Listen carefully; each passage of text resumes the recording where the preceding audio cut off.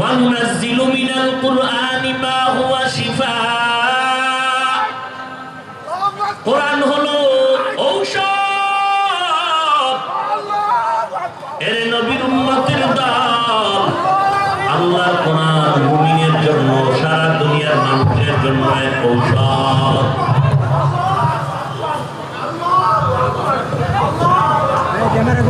وَنُنَزِّلُ مِنَ الْقُرْآنِ مَا هُوَ شِفَاءٌ আল্লাহ বলেন, আমি কোরআন বারবার অবতীর্ণ করলাম এটা ঔষধ হিসাবে। এই কথা বলবেন না কেউ? ভাইরা আমার, আল্লাহ বলেন কোরআন হলো ঔষধ। নবীজি কি বললেন? যার অন্তরের মধ্যে গুনার কারণে মরিচিকা পড়ে যাবে, ও আল্লাহর বান্দা, তোমাদের জন্য দুইটা কাজ আমার নবী দিলেন।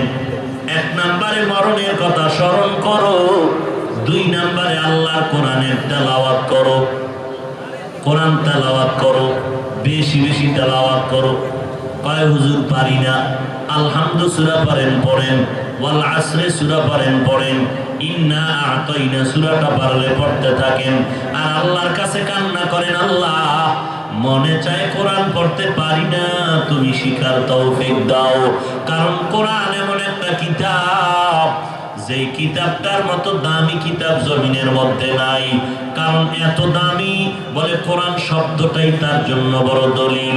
কোরআন এমন একটা দামি কিতাব, দুনিয়ার কোনো কবিতা নয়। ওয়ালা বিকাউলি শাইরিন কালিলাম মা তুমিনুন, ওয়ালা বিকাউলি কাহিনিন কালিলাম মা তাযাক্কারুন। ইয়া আইয়ুহাল্লাযীনা আমানু আমিনু বিল্লাহ। ঈমানদারেরা ঈমান আনো। ঈমানদার তো এমনি ঈমান আছে, আবার আল্লাহ ডাবল কেন বলেন? ঈমান আনো। আমি আল্লাহ জানি বহু ঈমানদার ঈমানদার দাবি করবি, পর্দা করবি না। ঈমানদার দাবি করবে দাড়ি রাখবে না, এই মোবাইল বন্ধ কর। ঈমানদার দাবি করবে হালাল খাবে না। ঈমানদারও দাবি করে আবার মদের বোতল নিয়েও দৌড়ায়। ঈমানদার দাবি করে নামাজ পড়ে মিথ্যা কথা বলে। আসেনি? আল্লাহ বলেন, ইয়া আইয়ুহাল্লাযীনা আমানু আমিনু বিল্লাহ। ও ঈমানদারেরা, আল্লাহর উপর ঈমান আনো। তোমার এতক্ষণ ঈমান ছিল অর্ধেক, এখন তুমি ঈমানটারে পরিপূর্ণ করে নাও। ঈমান নেওয়ার জন্য অনেক আলেমের হাতে হিন্দু ভাই, বৌদ্ধ, খ্রিস্টান, ইহুদি কালেমা পড়ে মুসলমান হয়, তওবা করে, আস্তাগফিরুল্লাহ, আর অন্যায় করব না, নামাজ ছাড়ব না, শিরিক করব না। ঈমান আনার পরে এখনো বান্দা গুনাহ থেকে বাঁচতে পারে নাই, বলে আবার বায়াত নাও। তাকওয়াওয়ালা সাদিকিন সালিহিন, আল্লাহওয়ালা যারা, তাদের কাছে গিয়া হাতে হাত লাগায়া বায়াত নাও। হুজুর আমারে তওবা পড়ায়া দেন, আর শিরিক করব না, আজকে থেকে তওবা করলাম, দাড়ি কাটবো না, আর কোনোদিন আলেমের বিরোধিতা করব না। এ বায়াত আসেনি? এখন বলবেন নবী করছে হাতে হাতে, তুমি মাঝখানে পাগড়ি আর রুমাল কেন? এত হাজার মানুষের হাতে হাতে করাইলে আমার একদিনই অর্ধেক জানাজার বিছনা রেডি হয়ে যাবে। কথা ঠিক না? এই জন্য ওলামায়ে কেরাম সুবিধার্থে, নেক আমলের সহজ করার সুবিধার্থে পাগড়ি দেন। সলমনের বিশ্বাস, উজানির ফির, এরকম আহলে হক, বর্তমান হাটহাজারীর হযরত অনেক জায়গায় রুমাল পাগড়ি ছেড়ে ময়দানে বায়াত গ্রহণ করান। কিসের বায়াত? মুসলমান হওয়ার জন্য। এ তো ঈমানওয়ালা এমনি। কেন? আমলকে মজবুত করার জন্য, আকীদাকে পরিশুদ্ধ করার জন্য। কথা বুঝে আসছে? পীর মুরিদি আছে না নাই? আছে। সাদিকিনদের কথা আছে, সলিহিনদের কথা আছে, আউলিয়া আল্লাহর কথা আছে, ওলামাদের কথা আছে। অতএব সচেতনতার সাথে আমাদের কদম দিতে হবে আর বয়ান শুনতে হবে। খবরদার, সিটি গোলার স্বর্ণের কালার এক কিনা? ঘুমান সিটি গোলার স্বর্ণের কালার এখন কেউ যদি স্বর্ণ মনে করে সিটি গোল্ড নিয়ে বাড়ি যায়, বুদ্ধিমানের কাজ করলো। সিটি গোল্ড স্বর্ণের কালারে সাবধানে চিন্তা করে স্বর্ণ ব্যবহার করতে হবে। কেউ যেন ধোকা দিয়া বোকা বানাইয়া সিটি গোল্ড পরায়া বলে না এটাই স্বর্ণ। ঠিক তেমনি ভাবে ইসলামের লাইনে জান্নাতের পথে মানুষকে আহ্বানকারী ধোকাবাজ ওই জমিনে আছে না নাই? কালার কিন্তু এক না? টুপি, দাড়ি, পাগড়ি, রুমাল, জামার উপরে আবা, আবার উপরে কাবা, আছে না নাই? এক হাতে তসবি, এক হাতে লাঠি, পাগড়ি, বাইশা, আছে না নাই? চেহারা কত না সুন্দর, সুন্দর না? চরমনের বিশ্বের চেহারাও এত সুন্দর না, কুতুববাগীর চেহারা যত সুন্দর। বোমা মারলেও আউযুবিল্লাহ পারবে না, বিসমিল্লাহ পারবে না। কথা বলেন না কেন? কিন্তু কত দাম, দামি দামি কোটিপতিরা দরবারে চিতয়ে থাকে। চরমনের বিশ্বের কাছে তো দামি কেউ নাই, সব ফকিন্নির দল। কি এর ফিরবে না, সব ফকিন্নি এর কাছে যায়।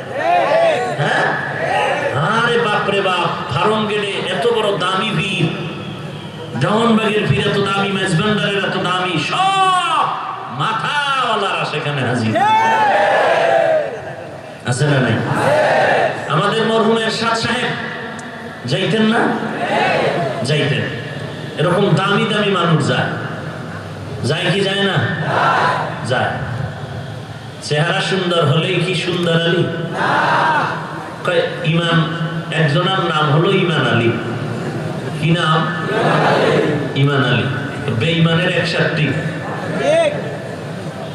ইমান আলীর নাম রাখলেই কি মুমিন হওয়া যায়?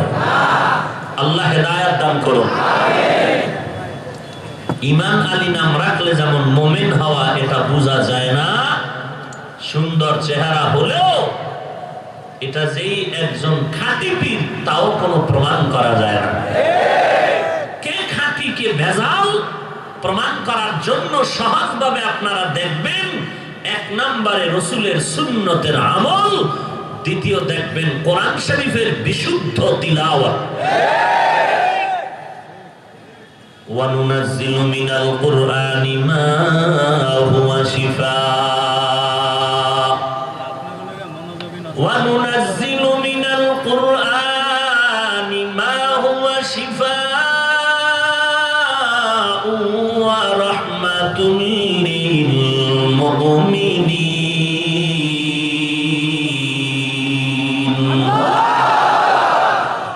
সব মানুষের জন্য কোরআন হলো ঔষধ। তাহলে কি বুঝলাম? সব মানুষ রোগী, বেঈমানেরা রোগী কেন? বেঈমানেরা রোগী কেন বলে? ঈমান নাই। আল্লাহ তো শুধু বেঈমানকে বলেন নাই রোগী, সব মানুষ মানে ঈমানওয়ালাও রোগী। এবার জানবো ঈমানওয়ালা কেন রোগী? তো ঈমান আছে, আল্লাহ মানে। বলে ঈমানওয়ালা রোগী হওয়ার কারণ হলো ঈমান আছে, বান্দার আমল নাই। এমন ঈমানদার কেউ নেই। হ্যাঁ, তার যা ঈমানওয়ালা ময়দানে সব বসা, আমল নাই। ওয়াজের আগেও বিড়ি টানছে, মোনাজাতের পরও টানবে। মাগরিব আসর এশার নামাজ পড়ে নাই, মুহাব্বতের নজরে বলতেছে ফজর পর্যন্ত বয়ান শুনবো, ফজর না হয় পড়ুন না। টাটকা রোগী, টাটকা। তাহলে বুঝে ফেললাম ঈমানওয়ালা রোগী কেন? ঈমানওয়ালা রোগী কেন? এখন ঈমানওয়ালার মধ্যে যারা আমল আছে সেও রোগী। আল্লাহ তো বলেন আমলওয়ালাও রোগী। সব মানুষ রোগী মানি, সবাই রোগী, সবাই রোগী। আমলওয়ালা কেন রোগী? বলে অনেক ঈমানের মধ্যে আমলওয়ালা আছে, আকীদায় ভেজাল আছে না নাই? তাহলে সে আকীদার ভেজালের রোগী। বুঝলাম এখন সেও ভেজাল, কিন্তু যাদের আকীদা বিশুদ্ধ তারাও তো রোগী। বলে কেমনে? বলে আমি বান্দার টুপিও আছে, দাড়ি আছে, লম্বা জামা, পাগড়ি, টুপি সব আছে, পর্দা করি, হালাল খাই, গালি দেই না, নামাজ পড়ি, আল্লাহর মোহাব্বত নিয়ে কোরআন পড়ি, নবীর হাদিস পড়ি, সুন্নতের আমল করি, আমি আল্লাহকে মানি, শিরিক করি না, বেদাত করি না। এরপর আমি রোগী কেন? বলে আমি মনে মনে ভাবতেছি আমার মতো ভালো একজন বক্তা বাংলাদেশে নাই, নিছক এটা কবিরা গুনাহ। আমি আবার অন্যদেরকে মনে করতেছি ওরা সবাই থার্ড ক্লাসের প্যাসেঞ্জার, এটাও কবিরা গুনাহ। আর একজনের ভালো দেখলে সহ্য করতে পারি না, কবিরা গুনাহ। কি মনে করতেছেন ছোট অন্যায় না বড়? বড় বড় গুনাহ আমার অন্তরে ঢুকানো আছে। আমি আমার ঘরের মধ্যে গিয়া আমার ভাই, আমার মা, আমার বাপ, আমার স্ত্রীর সামনে বসে কত বান্দার নাম নিয়ে নিয়ে গীবত শেখায়াত করি, কবিরা গুনাহ করিনি? গুনাহ করা রোগী কি গুনাহ করে? এরে নবীর উম্মত তাহলে বুঝা গেল, এত সুন্দর বয়ান করার পর, আকীদাও মোটামুটি ঠিক থাকার পর, আমলটাও ঠিক থাকার পরেও আমি রোগী আছি না নাই? আল্লাহ বলেন হাফিজুর রহমান, তুইও আমার লিস্টিতে রোগী, তোর জন্য ঔষধ হলো কোরআন।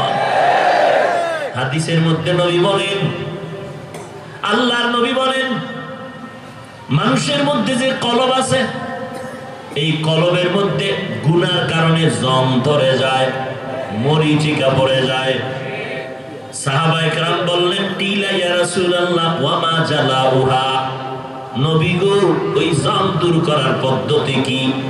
আল্লাহর নবী বললেন, কাসরাতু যিকরিল মাউত ওয়া তিলাওয়াতুল কুরআন, বেশি বেশি মরণের স্মরণ করো আর আল্লাহর কোরআন তেলাওয়াত করো। আল্লাহর কোরআন তেলাওয়াত করলে ঈমান তাজা হয়, তাজা হয় না? ইন্নামাল মুমিনুনা আল্লাযীনা ইযা যুকিরাল্লাহু ওয়াজিলাত কুলুবুহুম ওয়া ইযা তুলিয়াত আলাইহিম আয়াতুহু যাদাতুহুম ঈমানা, যাদাতুহুম ঈমানা ওয়া আলা রাব্বিহিম ইয়াতাওয়াক্কালুন। এই কালামে জিন্দা কুরআনে হাকিম, হিকমতে উলা ইয়াজালাসতু কাদিম, জামিউল ইলম ফিল কুরআনে হাকিম, তাকাসারাত আনহু আফহামুর রিজালি, বাকা কুরআন কালামুল্লাহ, বাশানো কদিমাস্তি কদিমাস্তি নইনো। আল্লাহ বলেন মুমিনের পরিচয় কি? বলে মুমিনের সামনে যখন আল্লাহর জিকির করা হবে, ইযা যুকিরাল্লাহ ওয়াজিলাত কুলুবুহুম, তখন তাদের কলবের মধ্যে জালজালা শুরু হয়ে যাবে, কম্পন শুরু হয়ে যাবে। কম্পন, জালজালা তার মানে কি? চুপচাপ থাকা না নড়াচড়া করা? কথা বলেন না কেন? নড়াচড়ার মানে কেউ নড়াচড়াটা এমন ভাবে করে টের পাওয়া যায়, অন্যও টের পায়। আবার কারো নড়াচড়া নিজেরটা নিজে অনুভব করে আর একজনে টের পায় না। আবার কারো নড়াচড়ার কারণে একজনে টের পায় না, আরো 10 জনে টের পায়। জমিনের মধ্যে জালজালা হয়, ভূমিকম্প হয়, ঢাকার মানুষ টের পায় না, রাতে ঘুমায় গেল, অন্য এলাকার মধ্যে বিল্ডিং কেঁপে উঠলো, এমন হয় কি হয় না? এরে নবীর উম্মতের দল, মুমিনের পরিচয় 1 নাম্বার, আল্লাহর নামের জিকির যখন তার কানে আসবে তখন শুরু হবে, তার কলবের মধ্যে জালজালা শুরু হয়ে যাবে। আর যখন আল্লাহর কোরআন তেলাওয়াত হয়ে যাবে, যখন আল্লাহর কোরআনের আওয়াজ আসবে, যাদাতুহুম ঈমানা, তাদের ঈমানটা তাজা হয়ে যাবে। ইযা যুকিরাল্লাহু ওয়াজিলাত কুলুবুহুম, আর জিকিরের অর্থ কি? হুয়া তালাফফুযু বিল লিসান, জবানের মাধ্যমে আল্লাহর ইসমে আজম, আল্লাহর নির্দিষ্ট নাম উচ্চারণ করা, ঠোঁটের মাধ্যমে এর নাম জিকির, এর আসল অর্থ। আর যে জিকিরের অর্থ বলা হলো নামাজ, জিকিরের অর্থ বলা হলো তেলাওয়াতে কোরআন, এটা হলো জিকির শব্দের রূপক অর্থ। ভালো করে মনে রাখতে হবে, যতক্ষণ পর্যন্ত একটা শব্দ আরবি শব্দের মূল অর্থ নিয়ে তরজমা করা যাবে, ততক্ষণ পর্যন্ত রূপক অর্থ নেওয়ার সুযোগ নাই। এর নবীর উম্মতের দল যদি আসল অর্থ নিয়ে গেলে তরজমা করতে ঝামেলা, তখন রূপক অর্থ নিতে হবে। আল্লাহ পাক বলেন, ওয়াবুদু রাব্বাকা হাত্তা ইয়াতিয়াকাল ইয়াকিন, ইবাদত করো তোমরা তোমাদের রবের ইয়াকিন আসা পর্যন্ত। ইয়াকিনের অর্থ তরজমা করে দেখবেন প্রায় জায়গার মধ্যে বিশ্বাস, ইয়াকিন মানে বিশ্বাস। এখন এই বিশ্বাস আসা পর্যন্ত ইবাদত করো, তরজমা করলে তরজমা পরিপূর্ণ হবে না। বলে ইয়াকিনের এখন রূপক অর্থ নাও। রূপক অর্থ কি? এখানে ইয়াকিনের রূপক অর্থ হলো মরণ। মৃত্যু আসা পর্যন্ত আল্লাহর ইবাদত করো। এই কষ্ট হয় আর 20 মিনিট এখনই মনে যায় তো উঠা বসা করেন কেন? পূজা যাইতেছেন নাকি? তো কি ব্যায়াম কি? আপনি উঠার ব্যায়াম থাকলে ঢুকলেন কেন? আমাদের আরো জাতি ভাইদের মতো দাঁড়ায় থাকতেন সাইডে, সিপাহি গিয়ে বিড়ি টানবেন, বয়ান শুনবেন, সমস্যা তো ছিল না। ঢুকছেন, ডিস্টার্ব করেন কেন? মোনাজাত দিয়ে দিব।